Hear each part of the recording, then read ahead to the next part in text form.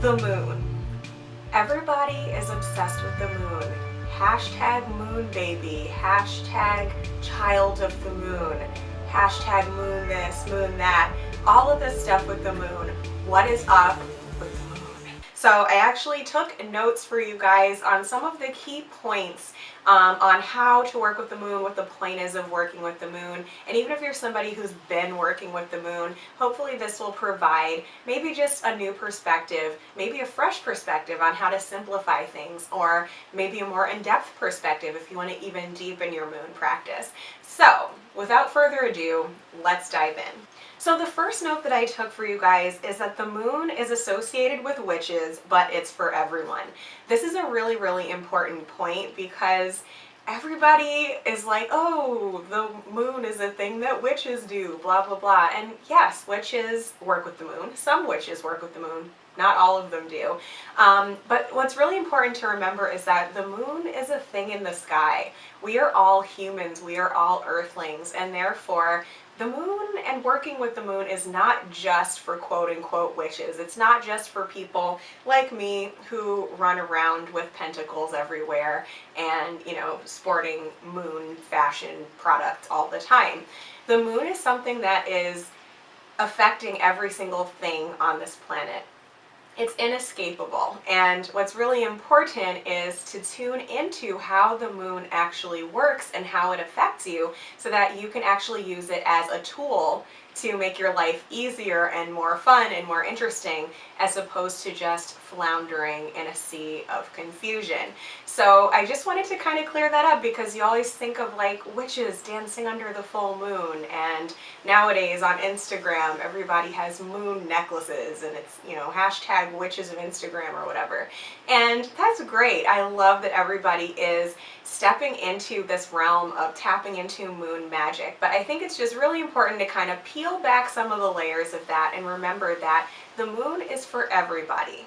So the second point that I wrote down for you guys is that witches are typically nature-based spiritualists. So all nature-based spiritual paths turn to what I call the hands of the universal clock for guidance. So let's kind of take this back for a second to ancient times.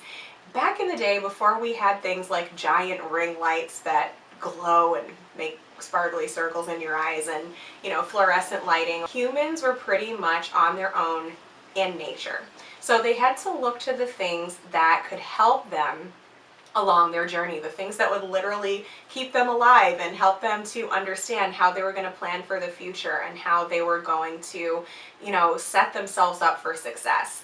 And, you know, those things were pretty much the earth, the sun, the moon, the stars, and whatever else you see in nature, right? And being that it's nighttime for quite a bit of the time and you can't really see anything without fluorescent lighting, looking up at the heavenly bodies became an extremely important part of human history on a spiritual level as well as on a practical level.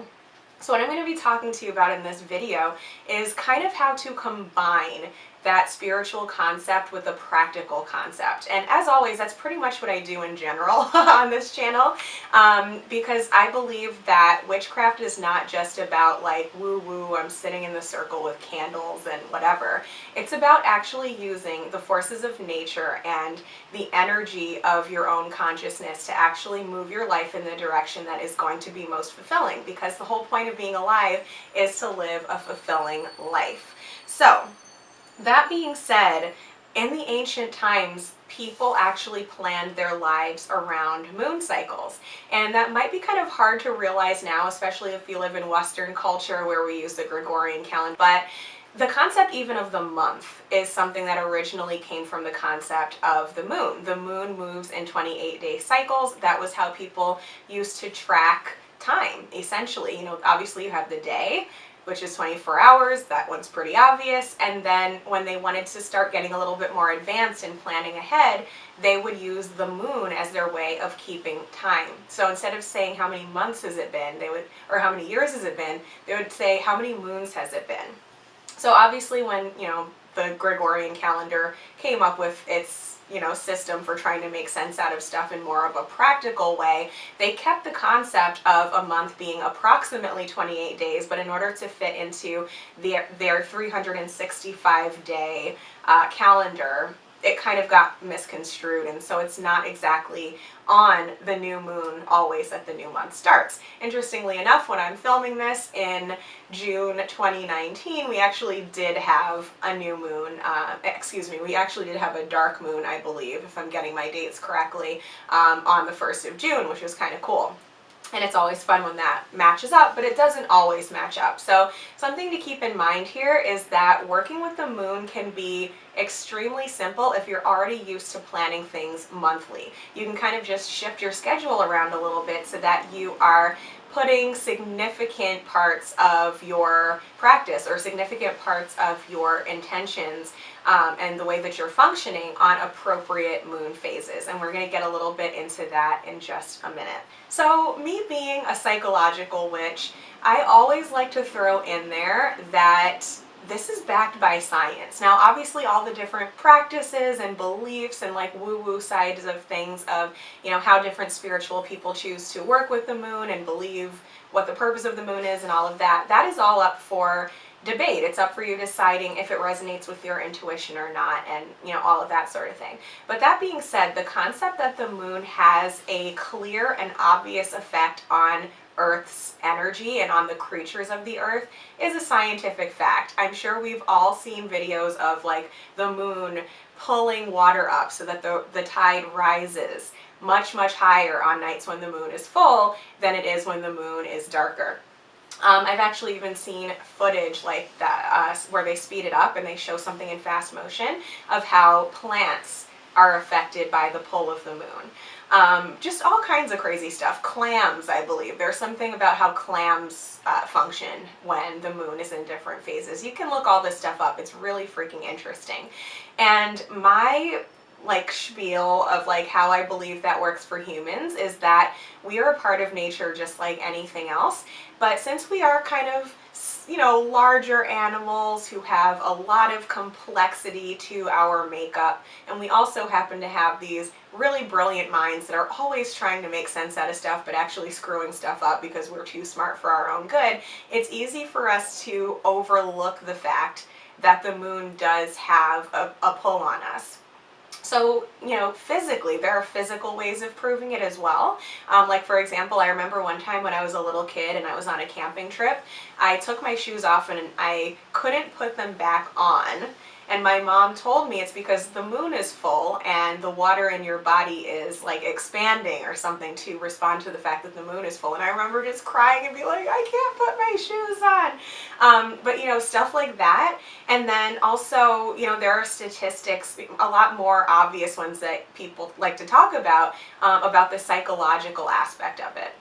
So for example, there are studies of the most weird things happen during the full moon. So things that people are already tracking. So for example, hospitals, people are always tracking how well is a hospital doing? And what people noticed is that the most accidents, where people have an accident and have to come into the hospital, as well as the most accidents where the doctors and nurses something up, often seems to happen when the moon is full. And I believe that the reason for that is because even though we have these more dense physical bodies, that it's not as obvious that the moon is affecting us physically, I believe that emotions have an energetic vibration to them just like anything that we perceive as matter. And therefore, since that is more of a subtle energy, that can be more easily affected by things like moon cycles. So when the moon is full, people's emotions are on a high.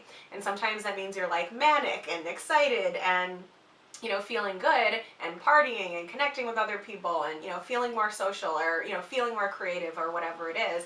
And then other times, if you're kind of in a funky place because you haven't been doing your energy work or whatever and doing your self-development work, during the full moon, whatever funky emotions are coming up for you can be on the rise as well. And another thing, just being busy, right? If you're just busy and you're frantic and you're trying to get everything done, but you're also not paying attention to your emotions and kind of taking that time to take a step back, that's when like accidents can happen, you know, careless accidents, or even like outbursts, emotional outbursts that can lead to accidents and can lead to issues and stuff like that. So I think that's kind of why that happens. And, you know, for me personally, when the moon is new, I tend to be less social. I tend to be more introspective. I tend to be like less wanting to go all of the time, whereas I have more energy and actually sometimes end up staying up ridiculously late around the full moon. So it's really cool to just kind of track your own emotions and your own health and your own thoughts and your own habits, in accordance to what moon phase it is, and you'll learn something about yourself, and you'll be able to use that information to actually, you know, move your intentions forward instead of just being a victim to what seems like random chaos in the universe. So there's tons of research you can do on the scientific backing of how moon phases actually work, but for the purpose of this video, we're going to move on to the more magical stuff, because that's what we're here for, right? So the next note that I took for you guys is that the same principle that we just talked about governs over astrology and the wheel of the year. So, you know, so many of us who are in the witchy community are constantly hearing about, you know, what the astrological transits are and how that's going to affect us. And then there's so many of us who work with the energies of the wheel of the year and believe that that has a huge effect on the way we live our lives. It's really all the exact same thing. Everything that we experience in, you know, the human experience is just the result of the way different energies are moving around as a result of the way that these heavenly bodies are moving around. And if you want to get really weird with it, I believe that like the cells in our body and stuff are exactly the same as like the heavenly bodies, as above so below. It's all really the same thing. We're just seeing it at different sizes and different levels. But I digress. Basically, what I think is amazing about working with the moon is that it is a very, very simplified version of working with astrology.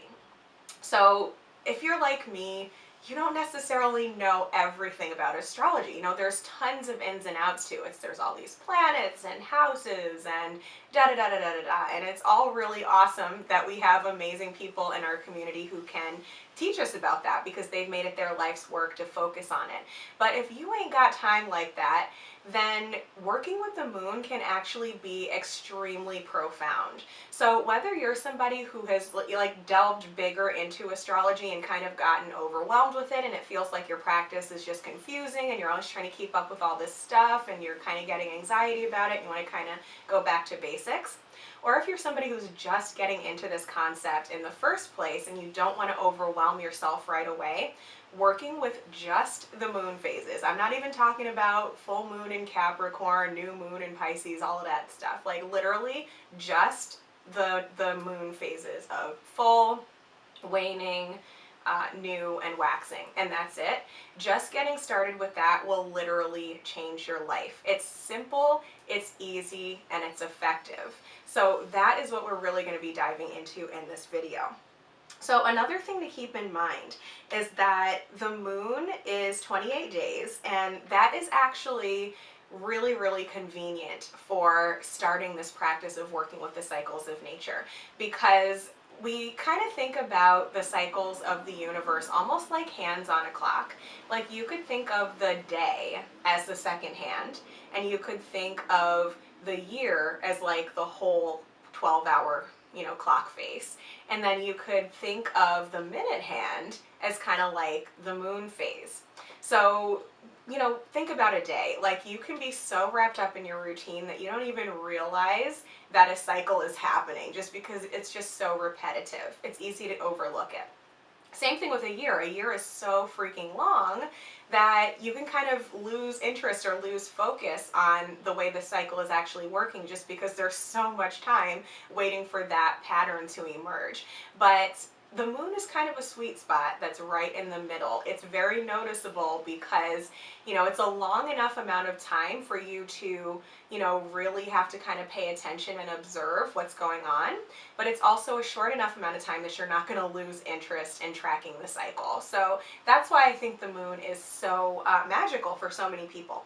So if you can see, it's probably really tiny, but I am wearing a stereotypical witchy triple moon symbol on my necklace. If you've been anywhere on Instagram and you've seen any kind of boho chic jewelry or anything like that, you've seen this symbol. And obviously if you are into the witchy and spiritual stuff, you probably see it all the freaking time. And you might hear that it has to do with the divine feminine and the goddess and all of that stuff, which is true. There's multiple layers of meaning to everything that you experience in a spiritual path. But just the very simple breakdown of what the triple moon symbol means is it simply represents the phases of the moon. So, you have your moon that looks like this, you got your moon in the center, and you got your moon that looks like that, right? So this is the waxing moon, which is where it is growing the light on the face of the moon. Then you have the full moon. This is where the light is fully covering the face of the moon. And then this one over here is what happens after that, which is when the light starts to fade from the moon. And then what is typically not pictured but is there in symbolism is the dark moon, which is where there is no light on the face of the moon. So in this video, we are going to break down what those symbols mean just astronomically, and then we are also going to layer it up with how you can actually align that with your spiritual practice or your self-development practice or your manifesting practice or anything that you are working on in your life in order to get the most out of each 28-day cycle of your life. So let's start with the waxing moon. So essentially, the new moon is when a sliver of light appears in the sky after a dark moon. And as that starts to grow over the course of the next couple of days, you'll look up in the sky and you will notice a very obvious crescent shape. So that is where the moon is growing. The sun, well, it's not growing, the moon stays the same size, but the way that the sun is reflecting onto the moon, it looks like the light is growing and growing each night, and it is shaped like a crescent. So this is the time when energy is building up and it's starting to expand and evolve. Next is the first quarter moon, which is where it has built up enough that it no longer looks like a crescent and it kind of just looks like a half circle. This is the middle point between the dark moon and the full moon. And then of course, as the moon continues to wax, it moves all the way up until full, which is obviously when the full face of the moon is covered in light. After that, we shift into the waning cycle of the moon. So there's actually really only two phases if you want to break it down really simply. There's waxing and there's waning, and then the full moon and the new moon are what happens in between. But in witchcraft, we like to really focus on each of those individual parts of the cycle. So the waning moon, which takes place after the full moon, is just where that light is slowly starting to shrink back again. So, first it kind of still looks full for a while, and a couple days later you start to notice that it's getting flatter on one side. That reminds me of that Erykah Badu song, "You need to pick your Aphrodite because it's flat on one side." Okay, pretend you didn't just see that. So then you get to the last quarter moon. That is, again, it's the same thing as the first quarter, except it's flat on the opposite side, and that is, again, that checkpoint between the full moon and that next dark moon. And then from there, it just wanes smaller and smaller. It's called the waning crescent at that point, because it looks like a crescent again, only it's facing the opposite direction until eventually, poof, it disappears, and you're back at that dark moon again, ready to start the cycle over. So what is the significance of each one of those cycles? First things first, I would like to just throw in a little disclaimer here because this can be confusing to some people. The fact of the matter is different people call the dark moon and the new moon different things, and sometimes people reverse it. So sometimes people will say that the moment when the moon is completely dark, you can't see any light on it at all. If you look into the sky, it looks like there's no moon. Some people call that the new moon. Other people call that the dark moon. Some people call the new moon that moment when you can first see that little sliver of light that appears after it's completely dark. So for me personally, I just think it makes a hell of a lot more sense to call it the dark moon when it's dark and the new moon when it's that new crescent, which usually happens, a day or so after the dark moon. But just keep in mind that when you're reading about this, whether in a scientific concept or in a magical concept, you just want to make sure that you're paying attention so that you understand which one they're talking about, and you can use the context clues of whatever you're reading to understand that. So for the purpose of this video, just because this is based on my practice, we will be referring to the dark moon as dark and the new moon as new. So when there's no moon in the sky visible at all, you look up in the sky, can't see anything at all, that is the dark moon in my context. And then when you first start to see that sliver of light, that is the new moon. So let's again start with the new moon, which is that waxing phase. We'll start at the very, very, very beginning of the waxing phase, which is the day I consider to be the new moon, which is when that tiny, tiny little crescent appears in the sky after the dark moon. So this is the time when it's all about new beginnings. Something is just getting started. A new phase of your life is just getting started. And it's at this time that we start to really decide what we want to experience for that next 28-day cycle. And as the moon slowly starts to wax, we essentially want to be bringing in more and more and more of our desired reality into our life. And thinking about this in a practical sense, it's about what you're doing. It's about how you're spending your time. It's about how you are occupying your thoughts. So say this new moon, I decide that I want to feel a certain way every day. And in order to do that, I, like to meditate. So maybe I set this intention of like, I haven't been meditating. I really need to get back into a meditating practice. So on the new moon, I would declare I am going to do a meditation practice every single day. So as the moon starts to wax, I can maybe ease myself into the meditation practice. Maybe I'm somebody who has resistance to meditation. So maybe I start off the first week doing a 5-minute meditation. And then as it goes into, say, the first quarter moon, then maybe I will up the stakes a little bit and I will change it to a 10-minute meditation. Basically, it's about deciding what you want and creating the space for it in your life. But since we're humans and humans are creatures of habit, and sometimes we get stuck in a habit that is no longer serving this new intention that we have, it's really important sometimes to sort of ease our way into things, because if not, we'll kind of get culture shock and we might just freak out and self-sabotage and just go back to what's comfortable out of a sense of overwhelm. So it's really, really important to use that new moon to decide what you want and then start creating the space a little bit more every day as the first couple of weeks of the waxing moon takes place.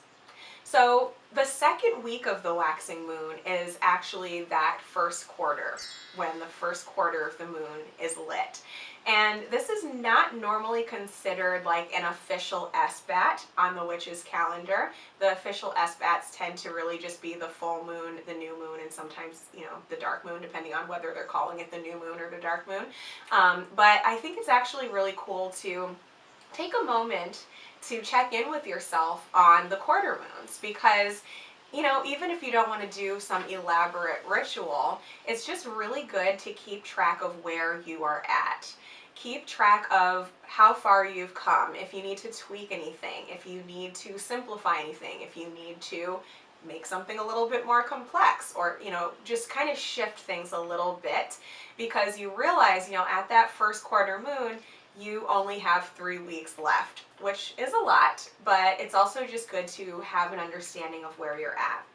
So for example, if you set an intention at the new moon and you haven't really taken a bunch of action on it yet because, it was a busy week and you kind of just got caught up in things, now is the time to really put that foot on the pedal and make that decision that you are going to really get into the swing of your intention. Another thing that you can keep in mind is that even if you have been doing an amazing job of being consistent so far, maybe there's some way that you can kind of up the stakes. Maybe you're realizing that what you've been doing so far is almost too easy, you know, and maybe you can actually expand on your intention for that moon cycle by just bringing a little bit of extra energy into it. Whatever it is, the time of the quarter is when you just want to check in. So obviously the next phase after that, the following week, you have the full moon. And the full moon is a time of fullness, duh.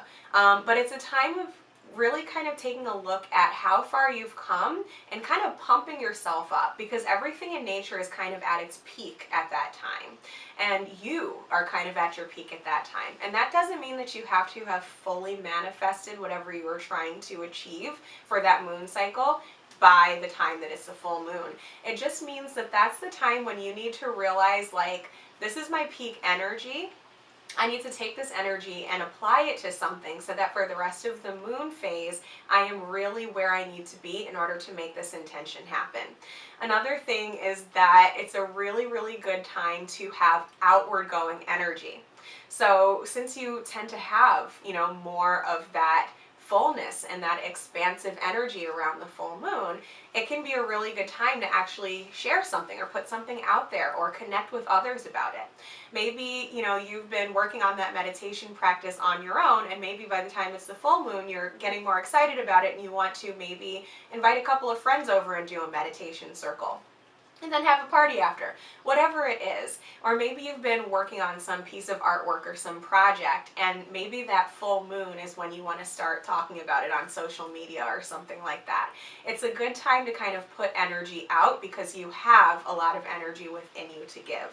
Now, I am not a huge stickler about sticking to the exact astrological hours of when these phases happen. So, you know, people's lives are busy. Sometimes at the exact day or the exact hour of the full moon, you can't necessarily do your ritual or whatever it was that you wanted to do. So maybe you have to wait a day, or maybe do it a day before or something like that.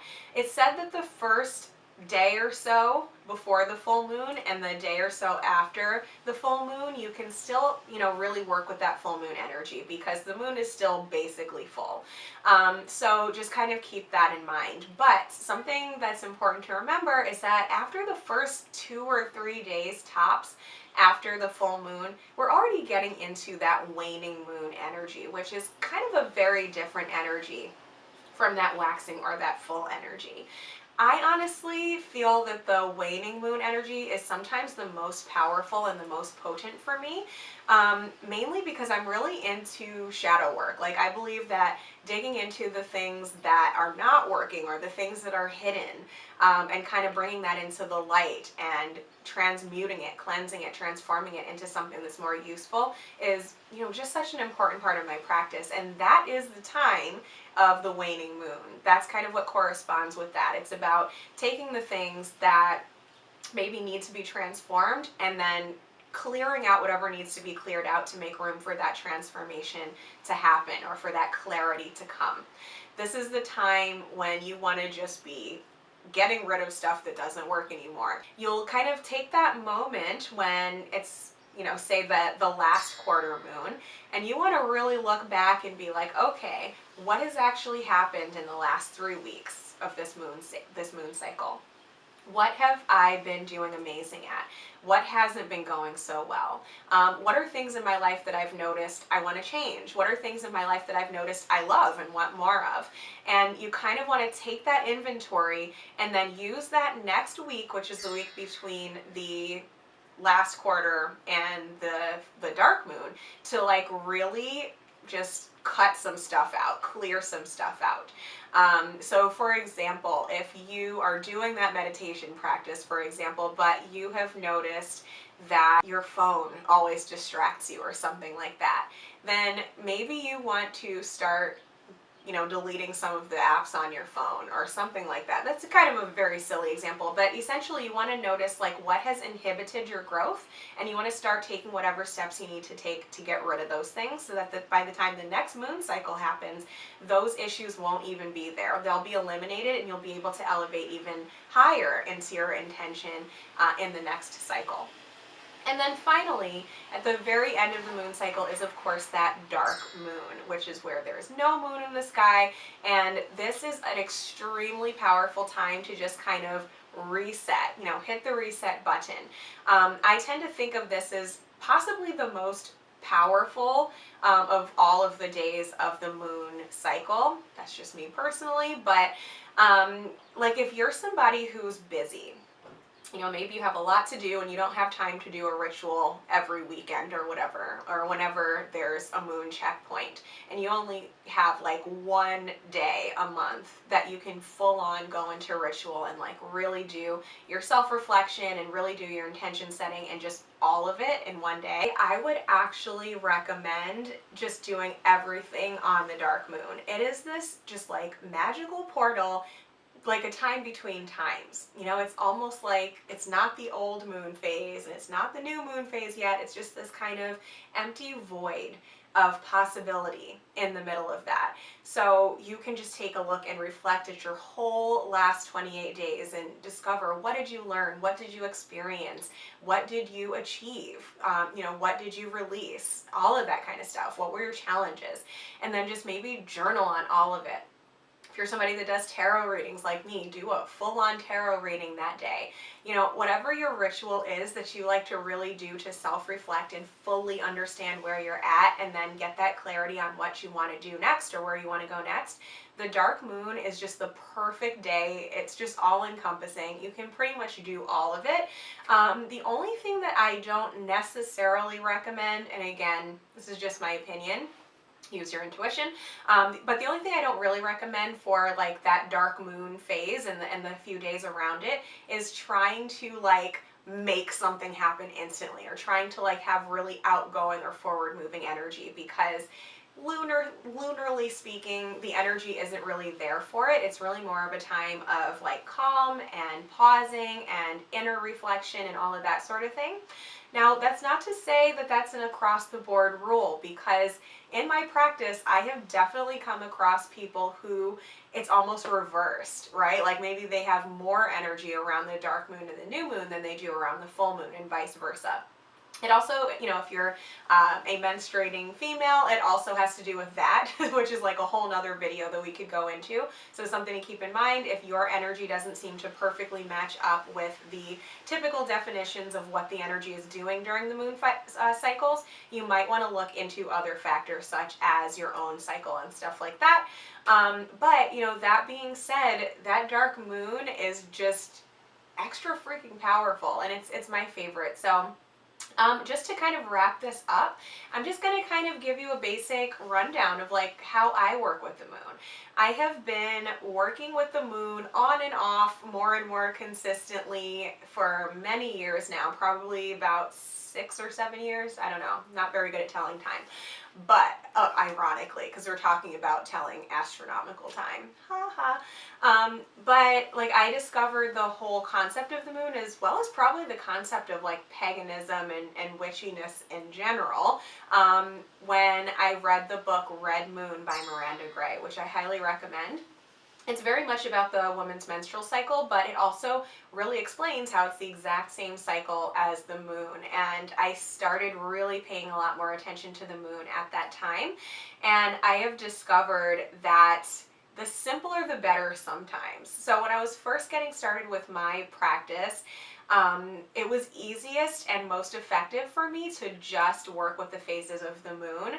And, my rituals could be very simple. They, typically just worked with the things I was already used to working with before I even started my magical practice. So I've always journaled for self-development. So I would just kind of take the theme of whatever the moon phase was, and I would kind of give myself some journal prompts around that in order to better understand where I was at in my life and where I wanted to go and how to move forward.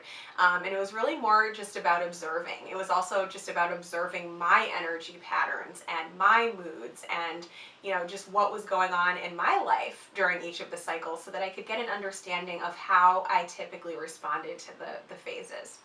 Towards the middle of my practice, when I had taken on a lot more, spiritual modalities and all of that kind of stuff, I would try to get more complex with it. So I would try to do more elaborate rituals and kind of map things out in a little bit more of a complex way. And even though that was a very, interesting and useful part of my journey, I did eventually hit a wall with that, especially as I was really getting into like growing my business and just having more responsibility and more things to keep up with.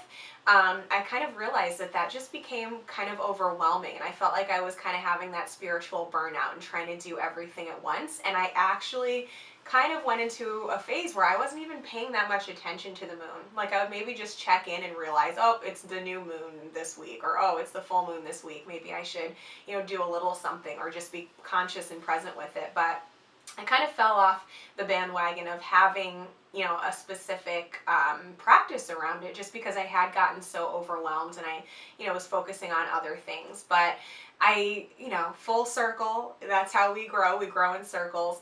Now that I do have very solid foundations in a lot of the spiritual practices and witchy practices, as well as just literal goal setting and achieving of goals that I have under my belt at this point in my life and practice, I've kind of gone back to working with the moon in a more, I don't want to say complex way, because it feels simplistic. It feels like, obviously this is the time of month when you want to apply this practice, and this is the time of month when you want to apply this practice. But basically, I'm able to take those more complex practices and stuff like that, and I'm able to just place them on a timeline of the most appropriate moon cycle. And that has just kind of brought everything together for me, and everything is just super powerful and awesome right now. And just give yourself the space to learn and grow and experiment. Honestly, I recently received an intuitive download from my higher self saying that I need to amp up my spells and like get more serious about the type of spell work that I'm doing, as opposed to just taking a bath or, just doing a little meditation. Like I've been instructed to do more complex magic, but I've also been instructed to, stop feeling like I have to do that on like all of these different days of the month, and literally just focus on the dark moon phase. So it's all interesting. It's all different for each of us. It's really about working with your intuition. But again, if you're new to this, I recommend just starting with the basics of just tracking the moon and observing it. So you can literally just go on your phone and grab like a moon trapping? I don't think you can do that. Moon tracking app. I think mine is literally just called Moon Phases or something like that. Something extremely simple where you can literally just look at it and you can tell what phase the moon is in. You can look forward and see what moon phase the moon is going to be in on which days. Maybe you want to mark your Google Calendar so you remember, or whatever. And maybe just on those days, just write like 1 to 3 pages in your journal of like where you're at in your life and your practice, what you're thinking, what you're feeling, what your desires are, what your challenges are, like whatever it is. And then just look back at it on the dark moon as you've done that. Maybe you want to do that on the new moon, you want to do it on the first quarter, you want to do it on the full moon, you want to do it on the last quarter, and then you check in with it and kind of tie it all together on the dark moon. That's something really simple you can do. If you don't even like journaling or have time to journal or whatever, another thing you can do is you can just schedule in like mandatory self-care time on certain phases of the moon. So for example, last year I pretty much always took a ritual bath on the full moon and on the new moon, because I was just so busy and just didn't feel like I had the energy to do like a full-on ritual, because I was working 24/7, which is really unhealthy. Don't do that.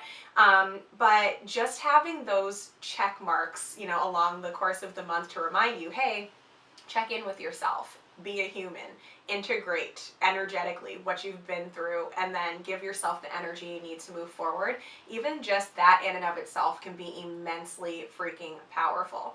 Another thing that I always tend to notice is that if my house gets a little bit messy over the course of a moon phase, I notice that around the new moon, not always right on the day, but somewhere around the new moon, I just get that like instant intention to just, and that energy to just start cleaning stuff up. Like sometimes I'll look around and realize, oh my God, I'm cleaning. Oh, look at that. I've put this off for weeks. Wow, I'm cleaning. And then it's like, oh, duh, it's the new moon. That's just how my cycle works. So have fun with this, guys. Have fun with it. It's supposed to be fun. If you find it feeling too complicated, just take it back to the basics. How much can you simplify things?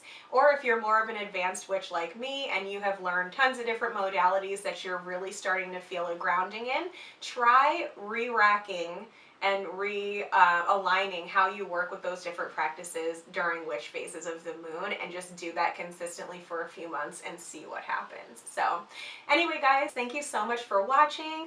Comment below, let me know, like, how do you work with the moon, or how do you want to work with the moon, and we will get a discussion going. So thank you guys so much for being here, and I will catch you next time. Until then, blessed be. If your desire is to start actually taking this kind of wisdom and applying it directly to your real life goals, not just sitting in the circle and lighting candles, but seriously just manifesting your most amazing freaking life that you could possibly imagine, I've got something for you. So I actually created an ebook that super simplifies the whole process that we talked about today and turns it into a really simple, way less rambly, step-by-step process that you can use to actually use the moon phases to achieve a specific goal this month. So that'll be linked below. Check out that ebook, and I will see you on the flip side. Blessed be.